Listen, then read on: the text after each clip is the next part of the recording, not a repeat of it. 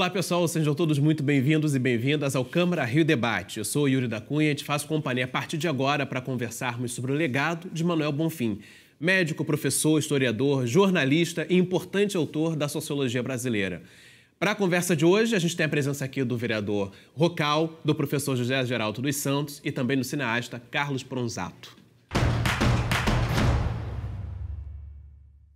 Começando as apresentações, aqui ao meu lado está o vereador Rocal, que já está no seu terceiro mandato aqui na Câmara. Professor Rocal, bem-vindo ao nosso programa de hoje. Prazer é todo meu poder estar aqui na Rio TV Câmara e, diga de passagem, a Rio TV, a melhor do Brasil. Opa, ganhamos nosso selinho aí do vereador Rocal. Recebo também o professor e sociólogo José Geraldo dos Santos. José pesquisou a fundo o legado de Manuel Bonfim e publicou 2 livros sobre o autor e a sua obra. Professor, muito bem-vindo. Prazer ter o senhor aqui hoje. Olá, satisfação estar aqui na Rio TV Câmara, tá? Para falar um pouquinho desse importante educador brasileiro, sociólogo antirracista, doutor Manuel Bonfim. E além deles dois, também apresento o cineasta e documentarista Carlos Pronzato. Entre os filmes que realizou, Carlos lançou em 2018 o documentário Por que não se fala em Manuel Bonfim, em que busca dar visibilidade à vida e obra de Bonfim, um dos principais autores do pensamento social brasileiro. Seja bem-vindo, Carlos. Bom, muito obrigado. É um prazer, não, falar dessa eminência cultural, humanística, não, que é Manuel Bonfim. E vamos ver o por que não se fala em Manuel Bonfim, a partir do conhecimento aqui do professor Geraldo e do vereador Rocal também, né? Muito obrigado. É um prazer estar com vocês três aqui hoje, viu, gente? Nós fomos à Escola Municipal Manuel Bonfim, Del Castilho, porque lá professores e alunos dão continuidade ao legado deixado por Bonfim, que acreditava na educação como caminho para corrigir questões estruturais na sociedade brasileira. Uma das formas de manter vivo o legado de um personagem importante é ensinar as próximas gerações a sua história. Na Escola Municipal Manuel Bonfim, Del Castilho, o professor Rafael Bozizio desenvolve atividades com os estudantes partindo das ideias do patrono da unidade. O sergipano, que nasceu em 1868, viu o início da carreira começar de forma trágica, quando um de seus filhos faleceu. A partir desse momento, Bonfim passa a se dedicar à educação do país. Ele começa a faculdade de medicina dele lá na Bahia, depois ele vem para o Rio de Janeiro, em 1888, termina a faculdade aqui. Os filhos nascem em 1894, 95, e ele morre. A filha morre no braço dele, né? A filha morre ali e aí aquilo ali modifica toda a carreira dele. A importância de Bonfim para a educação brasileira é tanta que aqui ele faz parte do currículo escolar. Quando você vai trabalhar o Manuel Bonfim, que é o patrono da escola, que é uma escola para eles referência da região, que eles conhecem a escola, né? Muitos pais, parentes estudaram na escola, é importante a gente retomar isso e encaixar a história do patrono, que, de certa forma, auxiliou no desenvolvimento da educação na cidade do Rio de Janeiro. Logo na entrada da escola, os alunos de Rafael expõem o fruto de seus trabalhos. A ideia foi aprovada pelos pequenos, que gostam de estudar e conhecer a vida e as ideias de um dos criadores do pensamento sociológico brasileiro. E assim, refletem e aprendem sobre o Brasil. Foi bom, eu conhecia por meio dos amigos da minha mãe que falavam. E foi bom, foi ótimo. Eles começam a entender que o bairro deles pertence a eles, que aquilo dali faz parte da história deles, da história de vida deles. Eu pretendo ficar até o 9º ano para me saber como funciona aqui mesmo, para me formar, fazer faculdade. Que faculdade você quer fazer? Eu quero fazer de medicina. Medicina? Sim. A gente quer que eles cheguem aonde eles quiserem, né? No topo que eles quiserem para eles. Então a gente trabalha e dá aula pensando que eles vão seguir essas carreiras, né? E, pô, imagina, ela de repente sai daqui, da Manuel Bonfim, e vira uma médica, né? E consegue clinicar, e consegue de repente ajudar a criança, se for uma pediatra, se for uma médica voltada para isso. Isso é muito bacana, isso aí é uma história, assim, é quase um filme. Vereador Rocal, o legado de Manuel Bonfim é um legado que, como já adiantou na apresentação inicial, o seu professor, né, que está aqui do seu lado, já conversou um pouquinho com a gente, ele é, enfim, uma pessoa que lutou contra práticas racistas, enfim, ele teve uma luta bastante interessante. A gente está falando de um tempo que ninguém discutia sobre isso. Mas é importante a gente olhar hoje para a nossa cidade e perceber que o senhor é um vereador da área de Campo Grande, lá na Zona Oeste, um lugar afastado. Então, eu queria entender do senhor como que a gente consegue trabalhar um pouco desse legado de Bonfim numa das regiões mais afastadas da cidade, num bairro populoso como é Campo Grande.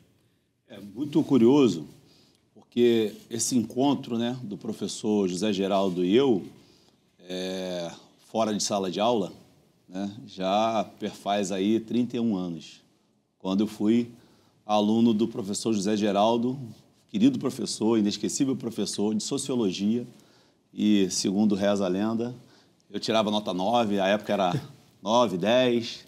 Então, eu ainda adolescente, já mostrava qual o caminho para onde eu estava seguindo. E quando ele foi à minha casa recentemente, apresentando seu livro sobre Manuel Bonfim, e Manuel Bonfim, uma personalidade que também leva o nome de uma escola municipal, e a educação sempre foi a minha meta, a minha bandeira aqui na Câmara de Vereadores, falei, por que não?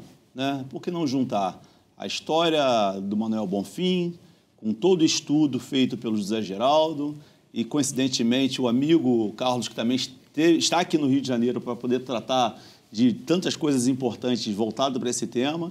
Então, o melhor momento não existiu, né? Não existe.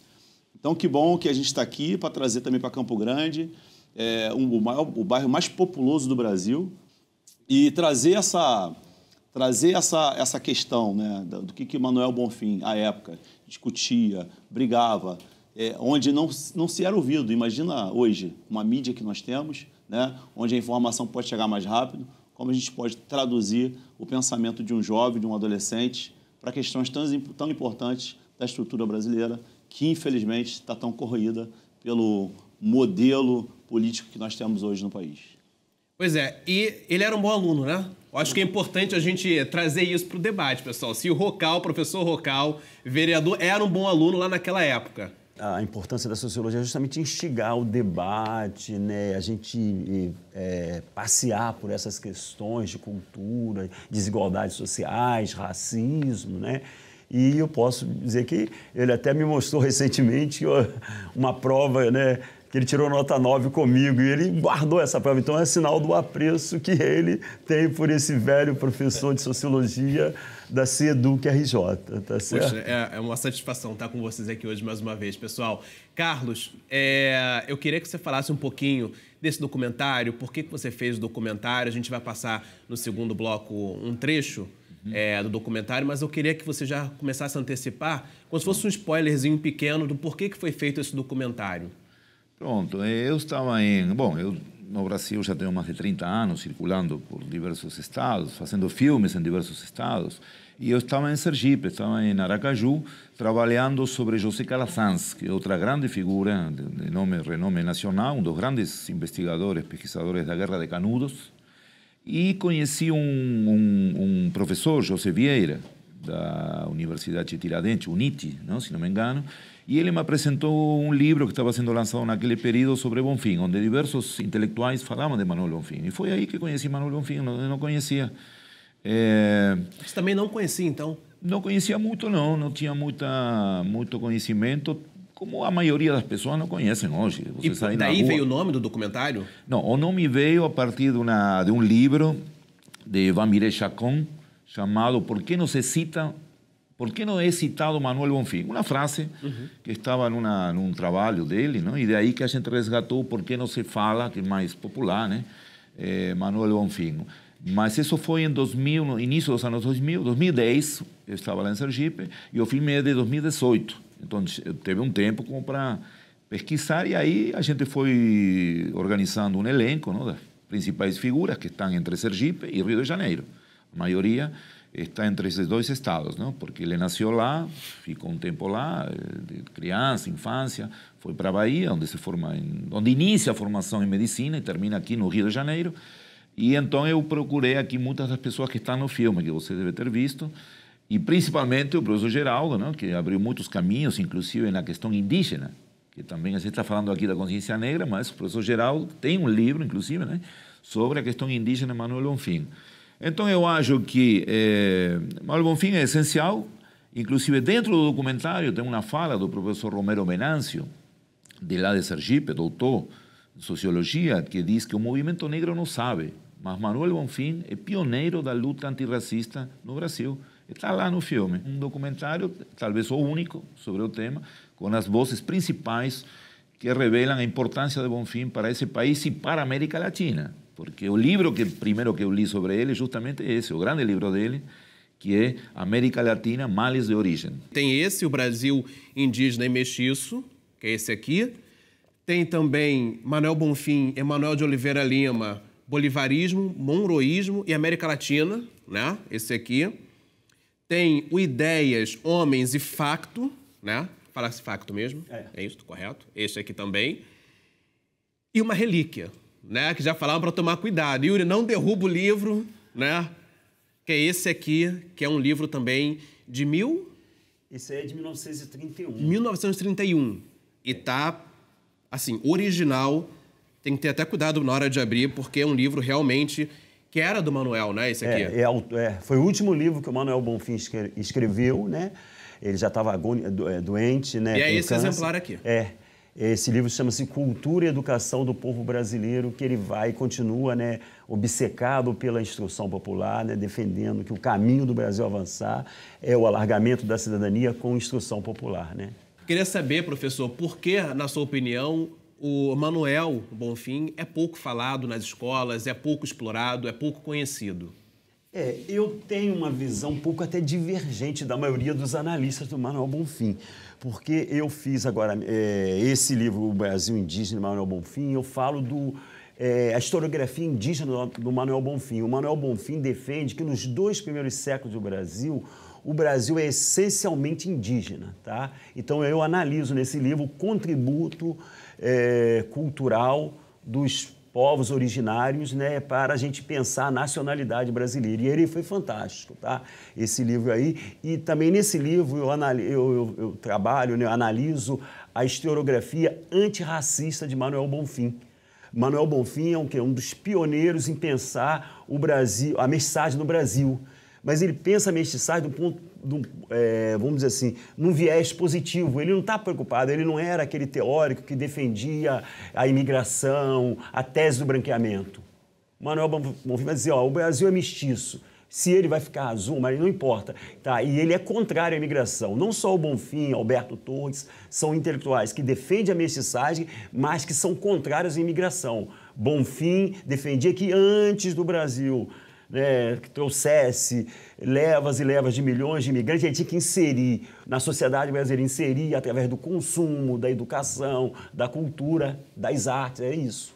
Vereador, como que esse legado de Emanuel Bonfim, já que o senhor é vereador aqui da nossa cidade, 3º mandato, a gente consegue trabalhá-lo com essa questão do racismo estrutural que a gente ainda sofre no nosso dia a dia?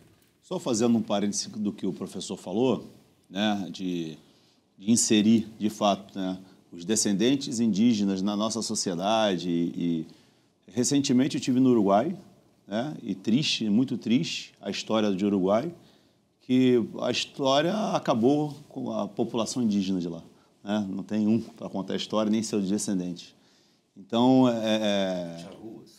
exatamente. Então, quando a gente pensa nessa questão ampla, e aí respondendo o que você está dizendo, a população se limita muito ao eu de agora. Uma resposta simples, não muito objetiva, mas uma resposta até de um certo ponto descartável, né? Você pergunta, a pessoa nem pensa 2 vezes e responde. E estamos falando de Manuel Bonfim ainda na Primeira República. Olha isso. Da Primeira República para cá, quanta coisa se evoluiu do ponto de vista, eu falo, da tecnologia, do contato direto, da comunicação de maneira geral. Então, quando retomamos o conceito de Manuel Bonfim, principalmente na pauta antirracista, recentemente vimos aí o próprio jogador Vini Júnior, né, protagonizando uma defesa veemente de que não pode ser aceito nenhuma questão como essa. E aí eu pergunto, vamos voltar para a sala de aula, vamos voltar para a escola. Eu, no meu tempo de aluno, né, principalmente no ensino médio, a sociologia, nós tínhamos lá professores que tinham 2 tempos de aula e eram salas cheias e nós estudávamos. E hoje? Né? E aí eu volto como professor de ensino médio, né? Eu sou professor de física não sou de sociologia, não segui os passos do mestre, mas a dificuldade que hoje é você ministrar uma aula, principalmente de sociologia, de filosofia, porque o interesse do aluno existe. Às vezes, muitos alunos estão em sala de aula, mas com o celular ligado, fazendo TikTok, mandando mensagem para o outro colega, e tenho certeza que 90% daquilo que é ministrado, infelizmente, é descartável. A gente vai para o intervalo rapidinho, porque na volta a gente continua falando sobre a obra e o legado de Manuel Bonfim. A gente volta já já.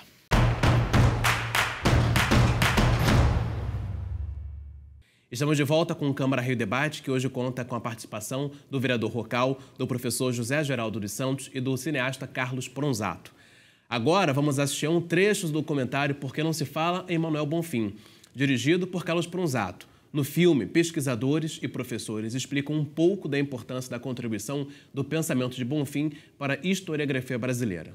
Bonfim foi um crítico importante dos historiadores do século XIX, especialmente do Francisco Adolfo de Van Hagen, Visconde de Porto Seguro, né? E o Van Hagen foi o primeiro historiador brasileiro a escrever uma história do Brasil, a História Geral do Brasil, publicada em 1854, entre 1854 e 1857. E o Van Hagen estabeleceu uma determinada leitura da nossa história, que faz o elogio da colonização portuguesa, e é justamente esse aspecto que o Manuel Bonfim vai criticar anos depois. Além da crítica a Van Hagen, ele recupera um personagem que me é muito caro, que é a história do Brasil do Frei Vicente Salvador. Então, ele tenta buscar uma outra tradição na leitura da história do Brasil. Então, ele recupera o Frei Vicente Salvador e dialoga com Capistrano de Abreu. Por que isso é importante? Porque o povo aparece nessa historiografia, né? Se você pegar o Capistrano, é a primeira vez que o povo aparece como uma categoria explicativa da história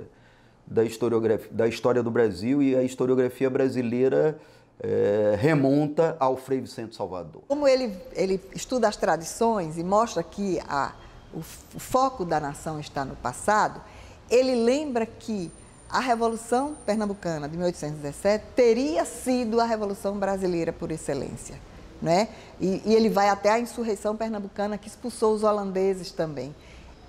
Eu interpreto isso como uma coisa muito interessante, porque quando ele lembra a importância dos heróis, ele não foge disso, apesar de tudo, né? Dos heróis e dos movimentos pernambucanos, ele está lembrando, a meu ver, a um país que está deixando cada vez mais de ter seu foco no norte. Naquela época o conceito não era de nordeste, era de norte, né? A importância desse norte para a história do Brasil. A gente acabou de assistir, então, um trechinho do documentário de Carlos Pronzato. Eu quero fazer uma pergunta para vocês dois, agora, nesse primeiro momento. Por que esse pensamento intelectual dele era considerado, naquela época, uma rebeldia? Bom, no sentido principal, é justamente o que as duas, principalmente a Terezinha Oliva, coloca aqui, não? Sobre a importância que estava sendo já de lado da Revolução Pernambucana, de 1817. Eu, inclusive, quis fazer um documentário um tempo, em 2017, não? Nos 200 anos, não? Da Revolução Pernambucana. E é um momento de quebra, não? Digamos que se vai deixando de lado o Nordeste e o Sudeste começa, e também tem a ver aí a imigração, né? A imigração, inclusive operária, que tem aqui para a industrialização do país, um pouco depois, já no final do século XIX. Mas essa rebeldia do Manuel Bonfim, para mim, é fundamental, porque o que faz um cinema rebelde, entendeu? Um cinema com quantidade de personagens desse país e de outros países também, que se insurgem contra o Estado, inclusive o Estado atual, porque as mudanças são mínimas, né? Você percebe, a gente está aqui no centro de uma cidade mundial, não? Nas grandes cidades mundiais, mas você caminha, entendeu? 1 quilômetro para os lados e já está em outro mundo, né? Nem tanto 1 quilômetro, você faz 200 metros daqui, você já está em outro mundo, entendeu? Um mundo subjugado, submetido, entendeu? As leis do capitalismo destrutor, que era o que Bonfim já lutava contra ele naquela época, não? Em vários aspectos, principalmente a questão da mestiçagem. Eu gosto muito disso, inclusive o nome da minha produtora assim, de fantasia está em espanhol, que significa la mestiza, no sentido da mestiçagem, como muitos intelectuais levaram essa ideia em frente, como o próprio Darcy Ribeiro, não? Que se diz, ou não sei se isso já está confirmado, que o que resgata o Manuel Bonfim. Claro que o professor Geraldo tem outras considerações a respeito, né? Mas, pelo que eu sei, Darcy Ribeiro que o resgata por primeira vez nos anos 80, o nome de Manuel Bonfim na revista, se não me engano, Civilização Brasileira? Revista Brasil. Revista Brasil. Então, essa é uma questão... Revista do Brasil. Eu acho que essa é uma questão fundamental, a questão da mestiçagem. E outra coisa mais, eu acho que no sentido político, que a mim me interessa muito, Manuel Bonfim, é o resgate da Revolução Mexicana, de 1910, 10 a 16. Quase ninguém fala da Revolução Mexicana, só se fala da Revolução Russa, que começa em 5 e vai explodir em 17. Mas Bonfim é um dos poucos que avança nesse sentido de reivindicar uma revolução nossa, do nosso continente, que é a Revolução Camponesa e não operária, não? Como o mundo soviético queria mais, não? Que também era uma revolução camponesa lá também, mas era essa questão do México, está na obra de Bonfim, ou não está? Em Brasil, Nação? No Brasil, Nação. Na Brasil, Nação. Brasil, Nação. É quase uma enciclopédia o senhor, né? O Manuel Bonfim. Ele é. A gente está estudando um pouquinho, né? Na verdade, eu acho que eu gosto muito de falar de Bonfim, porque eu ganhei minha vida na educação básica, lecionando ensino fundamental. Fui professor durante 28 anos da Prefeitura de Itaboraí, terra de Alberto Torres, e fui professor durante 31 anos e 30 anos no Raja Gabalha, Colégio Estadual Professor Fernando Antônio Raja Gabalha. E, Yuri, quando a gente fala de Bonfim, a gente está falando de um professor de educação básica. Bonfim fez ciência de grande qualidade, de grande densidade, sendo professor da Escola Normal do Distrito Federal. E ele estaria satisfeito hoje? Olha, eu creio que Bonfim estaria bastante entristecido, sobretudo com os caminhos da educação brasileira. A gente vê a falta de vontade de muitos governantes com relação à educação brasileira, sobretudo no estado do Rio de Janeiro, né? A gente vê aí a forma como um estado, o segundo estado mais rico do Brasil, que sequer paga o piso nacional. As escolas, os colégios da SEDUC, a situação está muito complicada porque o governo do Rio de Janeiro ele tem dinheiro para várias questões, mas para a educação ele não tem. Educação que deveria ser uma grande prioridade, né? É que o Bonfim defendeu, né? O Bonfim, eu acho que é bacana a gente falar aqui, vereador Rocal e Yuri, que o Bonfim ele foi tão obcecado pela instituição popular que ele não quis lecionar na universidade. Ele estudou psicologia na Sorbonne, tá? Ele era formado em medicina, virou um grande professor, quer dizer, assim, uma referência da psicologia mundial. A gente não pode esquecer que Bonfim desenvolveu conceitos revolucionários da psicologia mundial, quando ele liga o psique ao social, a importância do social para o desenvolvimento da linguagem, tá lá no livro dele, Pensar e Dizer. E aproveitando esse gancho sobre a educação, a gente vai assistir a mais um trechinho do documentário Por que não se fala Manuel Bonfim. Agora, a gente vai entender como ele encarava o papel da educação como solução para os problemas estruturais do Brasil, que a gente está falando agora aqui um pouquinho. Vamos ver. Bonfim era uma pessoa, era um anti-imperialista, muito claro que a postura dele é anti-imperialista. Ele via, quer dizer, a América Latina como produto de uma expoliação e aparece, vamos dizer, que a solução do Bonfim, ou o caminho de luta à época do Bonfim, era o quê? O investimento em educação pública, que Bonfim fez na vida inteira. Educação que é não de universidade, educação primária. E ele faz um grande programa, que não é mais só... A educação das massas continua a ser uma coisa central, mas que não é mais só isso, que toca na questão da divisão da propriedade, que toca na educação da divisão espacial, da industrialização, da agricultura, da defesa do meio ambiente. É um amplo programa que está em O Brasil Nação. Pois é, a gente viu agora mais um trechinho do documentário do Pronzato. Eu queria já aproveitar o gancho sobre a educação para trazer de novo para o vereador, né? Ouvindo aqui algumas demandas do professor, do eterno professor, mas queria que o senhor falasse um pouquinho da educação da sua região de atuação, que é Campo Grande, né? Já que o senhor é vereador da região ali de Campo Grande, o nosso bairro mais populoso aqui da cidade também do nosso país, que você falasse um pouquinho sobre isso. As escolas de Campo Grande, né, nós temos lá uma dificuldade muito grande ainda, né, com relação ao ensino médio, porque tem muitas escolas, a oferta de escola municipal é muito maior do que a oferta de ensino médio. Já era na minha época, 30 anos atrás.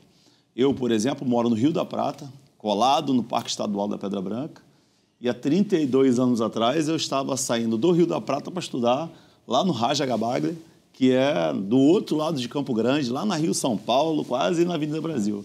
Então, e era longe. E a época, o transporte já era irregular, já era precário naquela época.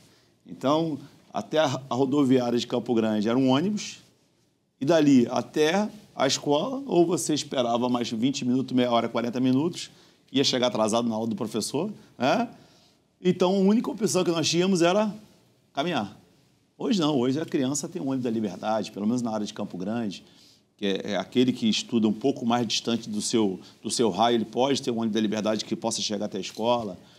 Hoje, as escolas, a grande parte das escolas são climatizadas. Naquela época, o que salvava o calor era aquele janelão do Raja Gabaglia, voltado para a quadra esportiva lá do professor Ricardo, aproveitar também para mandar um abraço para o eterno professor Ricardo de Educação Física, Sinésio, Taylor, o falecido Taylor e tantos outros professores daquela época. Então, hoje, as nossas crianças têm, com certeza, uma oferta de vaga muito melhor do que a minha época. Mas, em compensação do ensino médio, o adolescentezinho de 15 anos, infelizmente, acaba ficando sem escola por conta da distância. E talvez cabe também à Câmara de Vereadores traçar algumas estratégias, né, para a gente poder mitigar esses desafios, né, que aconteciam há 30 anos e hoje, em 2023, quase 2024, né, ainda continua se repetindo. Então, com relação a isso, né, já que a gente tem um âmbito mais municipal de fiscalização, de acompanhamento, eu posso dizer que o quadro de 30 anos atrás para hoje melhorou bastante, né? Inclusive agora a Prefeitura está ampliando a oferta de vaga lá no próprio Rio da Prata, na Escola Alfredo César Alvim, para que, de fato, a criança nem no ônibus da Liberdade possa entrar para estudar 5 quilômetros depois, né? Que estude ali mesmo, que valorize seu ambiente para que realmente possa crescer ali com a sua vocação local. Então, os desafios da educação continuam os mesmos. E a rebeldia do Bonfim também vai continuar presente em cada um de nós, porque, afinal de contas, é através da rebeldia, no sentido positivo da palavra, é que a gente vai conseguir trazer o olhar cada vez mais dos poderes, né, para a educação da nossa cidade. Para a gente já seguir encaminhando para o final do nosso debate de hoje, eu queria que o Pronzato falasse um pouquinho sobre como a gente consegue deixar o legado de Bonfim um pouco mais conhecido, tornar mais visível mesmo, na sua opinião, Pronzato. Bom, Yuri, eu acho que o professor Geraldo aqui, com esses livros que você mostrou, já é um caminho, né? Um caminho de uma certa visibilidade. O cinema, o audiovisual tem outra visibilidade, talvez uma construção não tão aprofundada quanto um livro que tem, você vai ver a bibliografia, estamos falando disso, né? A quantidade de material que um professor tem que ler para escrever um livro desse, né? A gente que faz cinema talvez não tenha essa demanda não tão urgente, não? A gente pode trabalhar de outras maneiras um material, porque o que a gente interessa é o discurso, o fragmento de um discurso de uma penetração muito mais direta, né? A gente vai com temas específicos, né?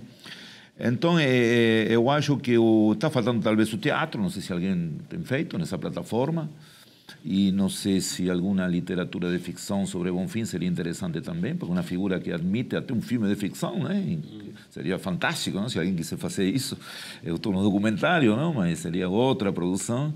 Mas eu acho que aos poucos Bonfim está trilhando um caminho muito importante e eu acho essencial que entre nas escolas públicas, como o vereador estava falando aqui, em diversos estados desse país, porque Bonfim é uma figura essencial para que os professores trabalhem o valor da educação com as crianças, com os estudantes. E isso é no país todo, não é somente em Sergipe, onde ele tem digamos, um foco importante, e no Rio, né? Eu acho que se ele entrar em São Paulo, eu não sei se vou falar uma coisa feia, mas São Paulo, digamos que o centro, não, desse país, você lança uma coisa lá e no Acre, Rio Grande do Sul, vão saber. Então, é um dos caminhos que a gente está trilhando e está impulsionando com esse filme, né? Que eu espero que em breve esteja nas redes para todo mundo assistir. Quanto mais gente conhecer, mais gente vai conseguir saber do legado de Manuel Bonfim e levá-lo adiante, né? Isso. Professor, para os próximos 20, 30, 40, 50 anos, vou extrapolar, 100 anos, qual a sua expectativa com relação ao legado e ao futuro que está por vir a respeito de Manuel Bonfim? Olha, está sendo para mim, de modo assim, uma coisa muito prazerosa falar de um professor de educação básica, que, né, Manuel Bonfim, e falar do legado dele, porque o legado dele está aí. Ele foi 2 vezes diretor de instrução pública e fez muito pela educação do que hoje é a cidade do Rio de Janeiro, antigo Distrito Federal. Então, as escolas dele aí, tá as escolas modelo, como a escola Alberto Bart aqui em Botafogo, Flamengo ali.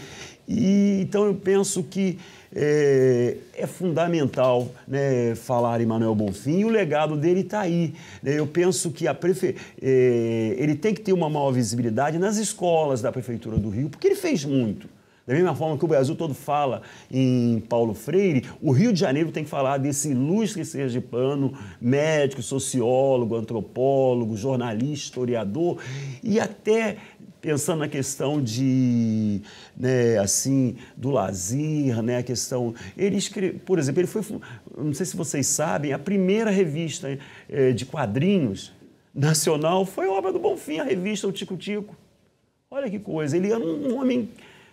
visionário, olha como é que ele pensava na educação, né? O Tico Tico. Então, ele foi o primeiro editor e foi o mentor de uma revista infantil que ela foi publicada durante mais de 70 anos.